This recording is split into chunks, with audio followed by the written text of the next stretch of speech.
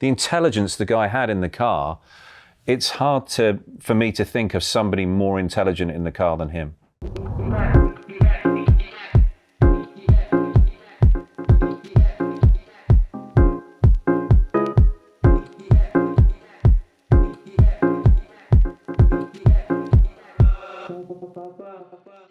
James Weaver. Yes. What's he up to these days? Well, James is back in the UK. He's with his family. He's retired. And James was the guy with Andy Wallace who really took me under his wing, or their wings, let's say, when I came here to the United States and started racing in sports cars. I had this crazy journey of trying to get to my first race at Homestead it was in Grand Am. And I was racing a Lola. But I have to sort of back up a few years, sort of mid-90s, I was racing Formula 3. I won the British Formula 3 Championship. I was also a test driver for Pacific Grand Prix. Pacific then said, okay, with the support that we'd sort of shown and what we'd done through the season in 1995, I was then going to be the driver that would compete in the final Grand Prix, F1 Grand Prix of the year in Adelaide, and that I would take Bertrand Gachot's position in the race. So I flew down to Adelaide, got there, seat fit, in the garage, all the mechanics, all my kit's there, and just doing the final checks on like Thursday evening. And all of a sudden look in the mirror of the race car and all the mechanics are kind of clearing out the garage. And I see in the back of the garage, there's Keith Wiggins, who ran the team, Bertrand Gachot, and then another chap. And it was clear that Bertrand wasn't there injured. He was there to compete. And so I was told by Keith Wiggins there was a problem with my super license and that I wasn't going to be able to compete in that Adelaide F1 Grand Prix, and my opportunity to drive for Pacific had basically gone. The season reached its end with the Australian Grand Prix. Gachot wanted to step aside once again to allow the recently crowned British Formula 3 champion and test driver Oliver Gavin to race. The team had planned to claim that Gachot had broken his leg in a skiing accident, but like with Yamamoto, on the Thursday before the race, Gavin was denied an FIA super licence, despite confronting Bernie Ecclestone personally. So Gachot raced again in what would ultimately be his final race in Formula 1. So I'm clearly pretty pissed off about this. And so I'm thinking, it's a long way to go. It's a long way to go. Of all the places to go, that's the furthest place away from home. And so I thought the only person I can go and talk to, and just to try and cut through all of the bullshit, is go directly to Bernie. So I went down to his office at the end of the pit lane, and 2 hours, I sat outside his office and waited, and eventually he came out. And I then realised how much taller I was than him. And who isn't? Yeah, well, yeah. But it's so sort of like, not intimidating, but you instantly have to show the guy respect. I mean, he is just titanic in what he was, his stature in the sport at that point, and quite terrifying for a young lad, me sort of only sort of in my early 20s. And so he says to me, look, Oliver, Pacific, they're going out of business. They've got no money. He said, you've not driven this car before, have you? And I was like, well, and I hadn't. I'd driven the previous season's car, but I hadn't driven that car. He said, so, and you haven't raced here before, have you? I was like, no. And I could see that he was just setting me up, and he's not, you've not raced any F1 race before, have you? And I was like, again, a no, And he said, look, Oliver, we'd love to have you back here, but with a team that's reputable, they've got the finance, they've given you a chance to test.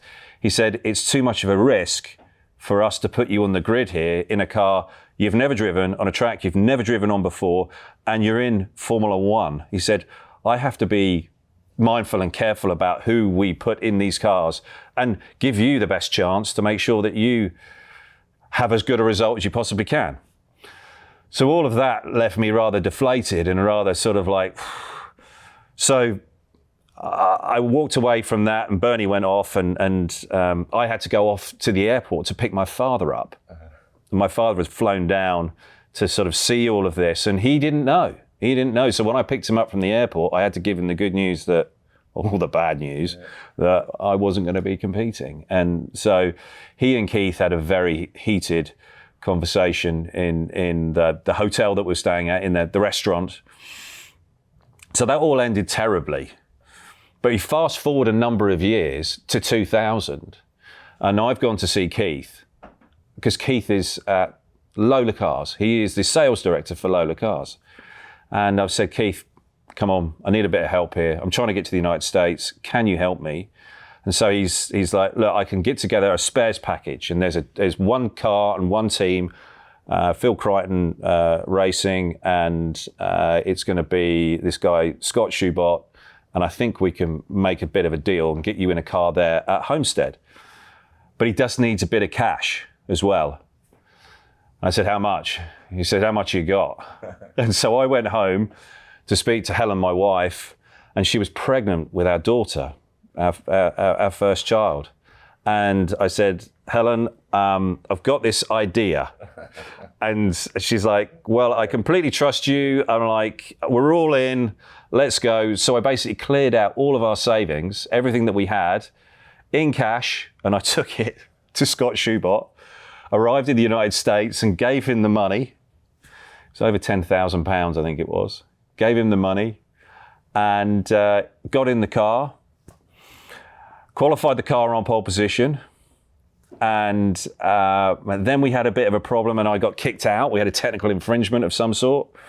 So we had to start from the back, but the performance that I put in that car meant that I got the eyeballs of others, whether it was Dyson Racing or Intersport or others. And so I ended up driving with John Field in Intersport, and then it slowly grew and worked.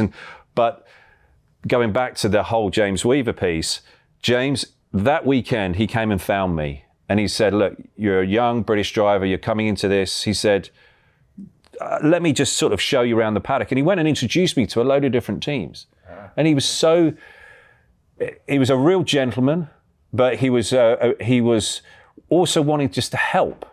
You know, it was remarkable that he wanted another driver, a British driver, to sort of go, here, I see this young lad, he's come over, he's trying to sort of make it work. Here, I'll see if I can help him. And Andy was the same. And so through the next 6 years, we travelled nearly to every race together. So James and I and Andy would join at certain points, and we had the best time. And they gave me such an education on how to compete in the United States in sports cars, whether that was in Grand Am or in ALMS, or whether it was at a street circuit in Houston or a Road America or Sebring, or just the little nuances and pieces and understanding which bit of track to use or not use, or curbs to use and how to use them, and what to look for, what to sort of see, and when you work in the traffic. I mean, I learned more racing James and sitting behind him at Watkins Glen for an hour